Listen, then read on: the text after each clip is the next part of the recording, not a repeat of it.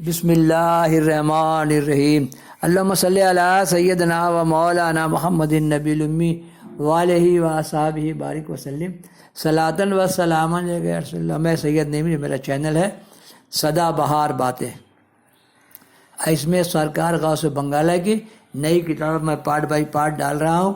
سنیے، سنائیے، دیکھیے، دل کے شعر کی گھنٹی بجائیے، تمام عالم میں پھیلائیے اور یہ اللہ کی عظمت کو بڑھائیے۔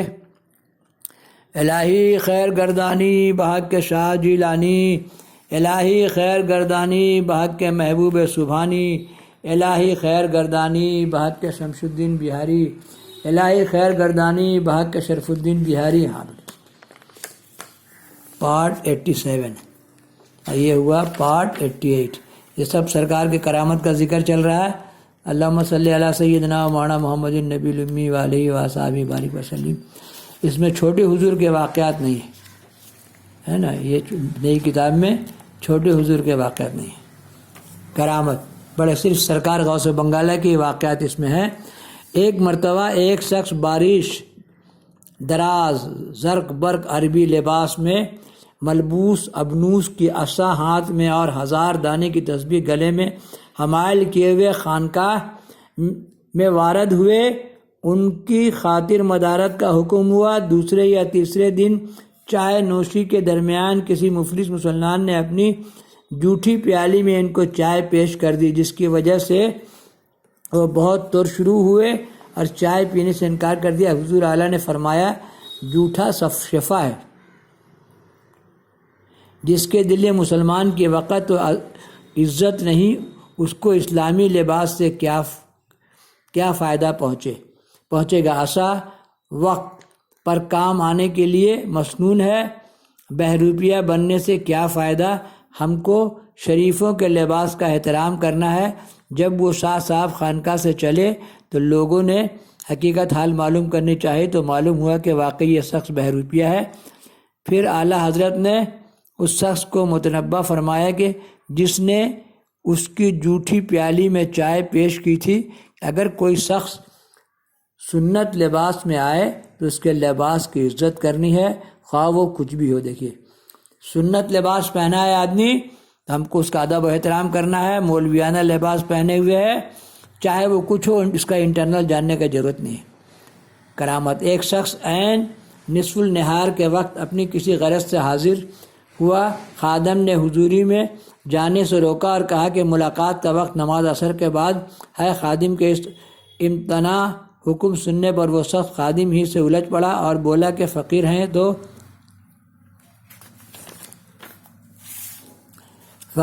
تو فقیروں کی یہ شان نہیں کہ وہ متکبر صورت اختیار کرے۔ خادم اس بات کو سن کر خون کا گھونٹ پی کر رہ گیا۔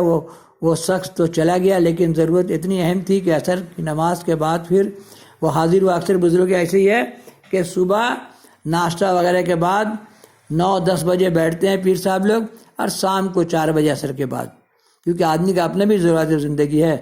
وہ حاضر ہوا، اس کو دیکھتے ہی حضور عالی بغایت گرم ہو گئے اور آپ کی مجازی کیفیت کو دیکھتے ہوئے روزانہ کے حاضر باش نہایت مؤدب سبز نواز ہو گئے۔ وہ شخص آ کر بیٹھا ہی تھا کہ آپ ارشاد فرمانے لگے، اللہ تبارک و تعالیٰ کا ایک نام متکبر بھی ہے۔ پھر صفاتی جلووں کے تحت اگر اس کا کوئی بندہ اس کی صفت سے متصف ہوا تو اعتراض کی گنجائش کہاں ہے۔ بندہ کا کمال ہر صفت سے متصف ہونے پر ہے۔ غوث بنگالہ کی تقریر کی روحانی بڑھتی جا رہی تھی اور حاضرین دم بخود تھے۔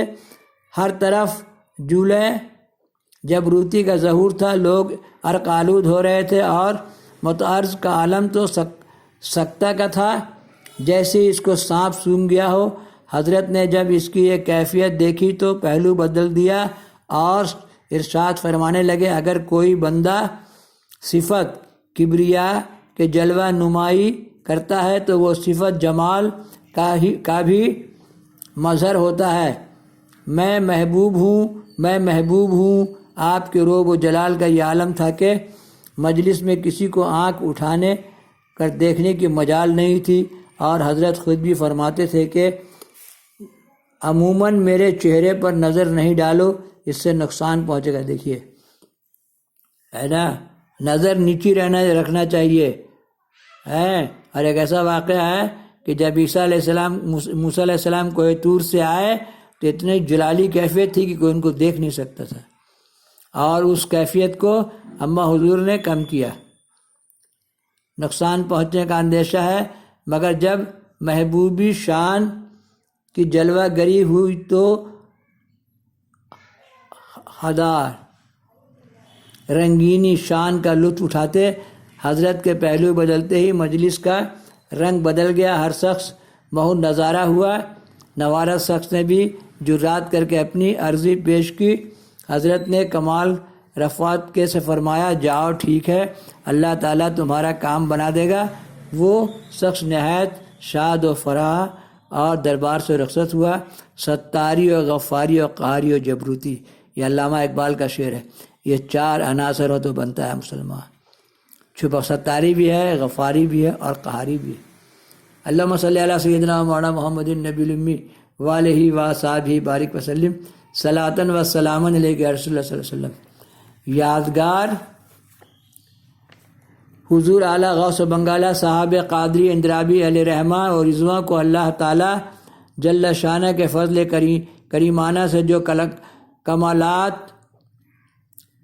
نامے اور مقبولیت عام حاصل ہوئی، آج اس کی مثال نادر نایاب ہے۔ آپ صلی اللہ علیہ وسلم آپ کو 7 سال حجرہ میں آپ کو تعلیم فرمایا، بلکہ سننے میں بھی نہیں آتا ہے۔ آپ کی یادگار آپ کے پروردہ سیدنا ظفر چھوٹے حضور کی ذات گرامی یا ان کے ذریعے سلسلہ قادریہ اندرابیہ اور جماعت صوفیہ کا قیام ہے، یا پھر آپ کا مزار پر انور ہی ہے۔ یہاں سے سب روز گنگ و جمن کی لہریں اٹھتی رہتی ہیں۔ ویسے آج کے بعض علماء تصنیفات عربی اور فارسی زبان میں مختلف علوم و فنون پر مشتمل تھیں۔ ناقدروں کی عدم توجہ کی بنا پر آج کے آپ کے حیات میں ضائع ہو گئی، تاہم چھوٹے حضور قمر العارفین نے آپ کے وصال کے بعد بچا کچا ذخیرہ بڑی محنت و مشقت سے اکٹھا کیا، جو خانقاہ کے تبرکات خاص میں بطور یادگار محفوظ ہے۔ حق الیقین میں بعض کتابوں کی فہرست مندرجہ ذیل ہے، مثلاً غالیہ التحریک، عذر فوائد، عین المنطق، قصائد، شمیمہ رسالہ، علم غیب وغیرہ وغیرہ۔ قمر العارفین کے بعد بہت دنوں تک کوئی ایسا محافظ نہیں تھا جو ان جواہر پاروں کی حفاظت خدمت انجام دیتا۔ چھوٹے حضور قمر العارفین کی عرق ریزیوں کا مکمل ذخیرہ یا تو دیمک کی نظر ہو گیا، یا پھر یاروں کی الماریوں میں تجوریوں اور طاقتوں کی زینت بن کے رہ گیا۔ بعد میں تلاشی بشیار کے باوجود مکمل کسی نسخے کا پتہ نہیں چلا، البتہ کچھ اوراق پریشاں اب بھی بعض تبرکات میں موجود ہے، جس سے آپ کے تجربے علمی پر کافی روشنی پڑتی ہے۔ اللہم صلی علی سیدنا مولانا محمد النبی الامی وآلہ وصحبہ بارک وسلم صلاۃ و سلام۔ یہ تبرکات میں بہت سی نادر نایاب چیزیں ہیں، مثلاً امام علی مقام حضرت سیدنا حسین علی جد علیہ السلام کے دست مبارک کی تسبیح، حضور سیدنا غوث الثقلین شیخ عبد القادر جیلانی کی کلام مبارک، اور ایک قرآن مجید جس کی تلاوت کے دوران حضور غوث بنگالہ کے جد امجد حضرت حاجی میر عتیق اللہ شہید رحمۃ اللہ علیہ نے جامع شہادت نوش فرمائی تھی، اور خون کے چھینٹے اس پر موجود تھے۔ ان تمام نایاب دولت سے کے علاوہ چھوٹے حضور سیدنا قمر الدین ظفر علیہ رحمہ کے قابل قدر نایاب تصنیفات قلمی نسخے کی شکل میں تھی۔ وہ سب کے سب غفلت و لاپرواہی کی نظر ہو گئی، یا پھر دیمک اور مچھلیوں کی خوراک بن گئی۔ البتہ اردو فارسی کے بعض قصائد جو اعلیٰ حضرت غوث بنگالہ کی فکری بیداری کا ثبوت دیتے ہیں، بعض اوراق پریشاں میں محفوظ ہیں، کچھ غزلیں، نعتیں اور عربی فارسی کلام کے نمونے لائق فخر و دوستوں نے نقل کر کے وہ حوادث زمانے سے بچ گئے۔ حضور عالی اپنے ابتدائی دور میں بعض ستائش مشاعروں میں بھی شرکت فرماتے تھے، جو خلوت نشینی کے دوران ذہن و فکر کی بلند پروازی سے ہم آہنگی کا روشن ثبوت ہے۔ ایک بار کسی طرح مشاعرے میں آپ نے شرکت کی تو یہ منقطع پیش فرمایا جو بہت ہی کامیاب رہا اور لوگوں کی زبان زد ہو گیا۔ اللہم صلی علی سیدنا مولانا محمد۔ نہ دیکھا تجھے شمس خندہ کسی دن ہوئے آج، پھر خندہ زن کیسے کیسے۔ آپ کا کلام اردو میں بھی بہت کم ہوتا تھا، آپ کا کلام اردو میں بہت کم، فارسی میں طبع آزمائی فرماتے تھے۔ فارسی کا کلام نہایت عمدہ اور برجستہ ہوتا تھا۔ خود غوث بنگالہ فرمایا کرتے تھے، ہمارے باپ دادا کی زبان فارسی یا کشمیری ہے، اس لیے ہمارے کان اسی سے آشنا رہے، ہم اردو کیا جانیں۔ اردو کی 2 غزلیں جو غرچہ نہ تمام درج کر دینا مناسب ہے تاکہ ناظرین بھی اس سے لطف اندوز ہوں اور آپ کی محبوبیت اتم کا اندازہ لگائیں۔ سرکار غوث بنگالہ کے واقعات میں نے ڈال دیے، اس کتاب میں چھوٹے حضور کے واقعات نہیں ہیں۔ اللہم صلی علی سیدنا مولانا محمد نبی الامی علیہ وصحبہ بارک وسلم۔ آج جمعہ انشاءاللہ یہ کتاب میں مکمل کر دوں گا۔ الہی خیر گردانی بحق شاہ جیلانی، پھر انشاءاللہ صابر پیا یعنی محبوب الہی کے واقعات میں ڈالوں گا۔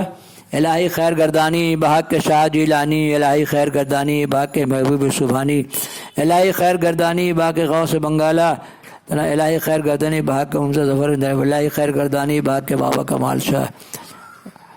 ماں مریداں بردرے تو از کرم امیدوار، دل برے دل جوئے مایا یا شاہ شمس الدین توئی۔